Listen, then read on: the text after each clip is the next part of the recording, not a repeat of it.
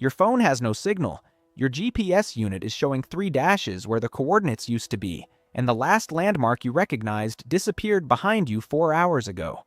The air out here smells like iron and cold brine. The wind hits your face in a direction it didn't an hour ago. You have water for 2 days. And somewhere in the 40 million square kilometers of open Pacific between you and anything solid, you are making a decision about which way to point the bow, based on nothing. Deep, that is not a hypothetical. That is the exact situation 23 vessels found themselves in during the 2019 GPS jamming incidents documented across the eastern Mediterranean. Equipment working, satellites overhead, coordinates drifting by up to 100 kilometers in real time. The technology didn't break. It was manipulated. And if it can be manipulated there, it can be manipulated anywhere. More than 3,000 years ago, the Polynesian wayfinders crossed this same ocean, not despite the absence of instruments, but because of it. The GPS system you depend on runs on 31 active satellites orbiting at 20,200 kilometers above Earth's surface, each one maintained by the United States Department of Defense. Notice who owns it. That system can be degraded, jammed, or selectively denied to civilian users at any time under the authority of the 1996 Presidential Decision Directive. This has happened. The FAA reported over 50,000 GPS interference events in commercial aviation between 2016 and 2022 alone. And the consumer-grade receiver in your phone or handheld unit. It operates with a signal so weak that a spoofing device costing less than $300 can override it from a distance of 2 kilometers. You have been navigating with a system that someone else controls. That is not a tool. That is a dependency. Aren't the Polynesian navigators of the Central Pacific active from at least 1200 BCE across the triangle spanning Hawaii, New Zealand, and Easter Island, covered more than 28 million square kilometers of open ocean without a single instrument that could be jammed? No compass, no sextant, no chart. They read the ocean itself. What they built was not folklore. It was a codified empirical science, transmitted orally across generations with the precision of a flight manual, that modern oceanographers have spent the last 50 years trying to fully reverse engineer. The ocean is not flat, and it never stops talking. Beneath the surface chop driven by local wind, the deep ocean carries what oceanographers call primary swell, long-period waves generated by weather systems thousands of kilometers away. And these swells travel in consistent directions for days at a time, and they do not care what the wind is doing locally.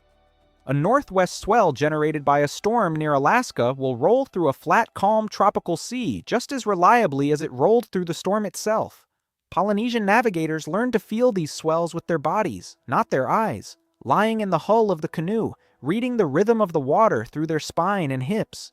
The technical term for this is biosomatic navigation, meaning navigation through physical sensation rather than instrumentation. What they were detecting was the differential angle between primary swell direction and their own heading. When the swell angle shifts, the canoe has drifted. When it stays constant, you are on course. The swells don't lie. They have no reason to. Reading a deep ocean swell with your body is like feeling the bass from a concert hall through the pavement outside. I.e., you cannot hear the music. You cannot see the stage, but the vibration through the concrete tells you exactly where the sound is coming from. Low, rhythmic, directional. Once you learn to feel it, you cannot unfeel it. That is how a Polynesian navigator held a 3,000-kilometer course across open water without once looking at the sky. The sky, however, was the second instrument.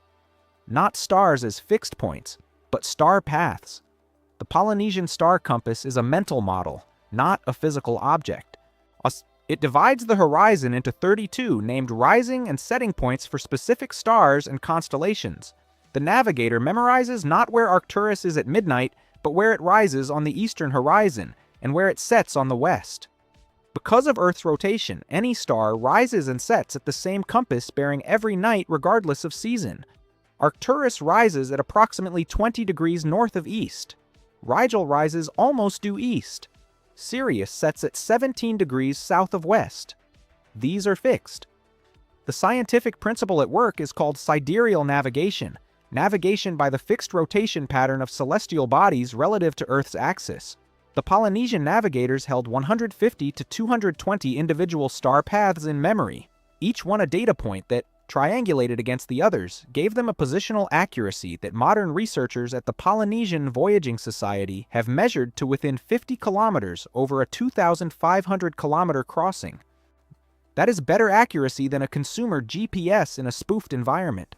To apply this yourself, you do not need to memorize 220 star paths. You need a working toolkit.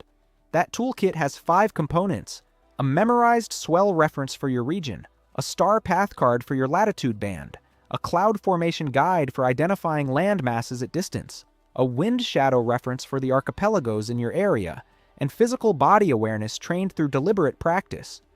3 of those 5 components cost nothing. 1, a printed laminated star path card for your latitude, costs under $12.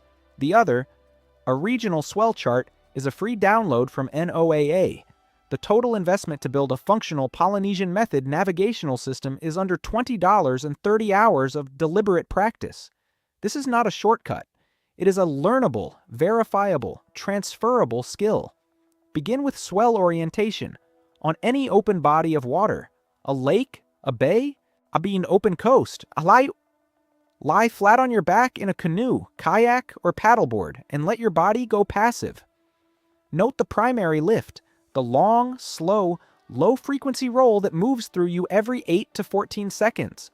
That interval between lifts, called the swell period, tells you whether you are feeling local wind chop or a true primary swell. Periods under 6 seconds are wind chop. Ignore them. Periods over 8 seconds are primary swell. That is your directional anchor. Once you identify the primary swell axis, mark it in relation to the sun's morning position so you have a compass reference. Spend at least 3 separate sessions doing this before you attempt to navigate by it.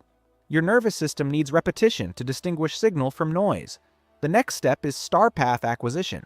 Download a sidereal star chart for your latitude, 30 degrees north, 45 degrees north, or whatever band applies to you. Identify 5 stars that rise within 20 degrees of your intended cardinal directions. 1 north anchor, Polaris if you are in the northern hemisphere. It never moves, sitting within 0.7 degrees of true north. 1 east anchor, 1 west anchor, and 2 southern reference stars.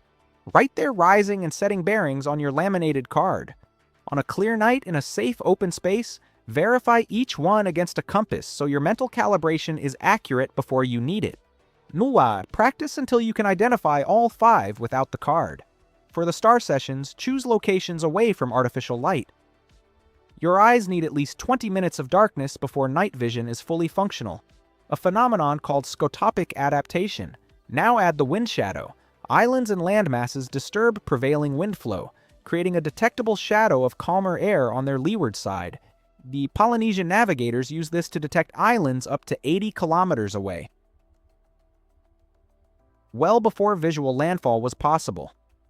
If you are sailing downwind and you feel a consistent reduction in wind velocity from one direction, something large is interrupting the flow upwind of you.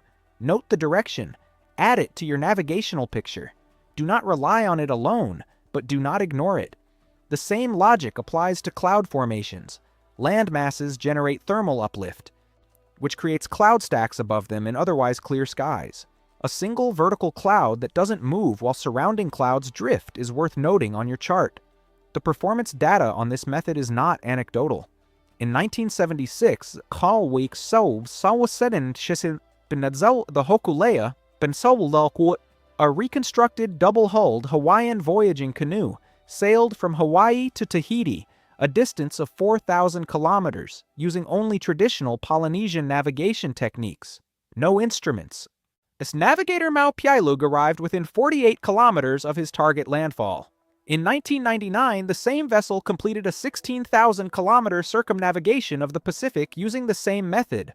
The Polynesian Voyaging Society has since logged over 150,000 nautical miles of non-instrument navigation across their fleet, with documented positional accuracy of 2 to 4% of total distance traveled.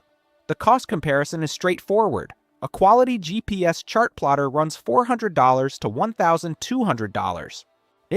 Annual chart subscriptions run $150 to $400. Battery dependency of Iberi is constant. Signal dependency is total. Building a Polynesian navigational skill set costs under $20 in materials. $12 for a laminated star path card, $0 for a NOAA swell chart, and $6 for a quality compass to verify your initial calibrations. The only ongoing cost is practice, and practice does not fail when the satellite signal drops. Callum had been ocean kayaking for 9 years when a spoofing event near the Aegean coast pushed his GPS 60 kilometers off. He was 18 kilometers from shore. He had no backup. He paddled in the wrong direction for 40 minutes before he recognized the star pattern he'd been casually studying for 3 months through a star path card pinned above his desk. He corrected his course. He made landfall. He said afterward that the card felt like someone had left him a note. The digital infrastructure that routes your GPS signal passes through fewer than a dozen physical choke points on this planet. Undersea cables, ground control stations, and government kill switch authority are not theories. They are documented system architecture. When that layer goes dark, everything built on top of it goes dark with it. The ocean will still be moving. The stars will still be rising. The wind will still be interrupted by land. You can learn to read all three. Or you keep trusting a signal you don't control. One of those is a skill. The other is a subscription. Your move.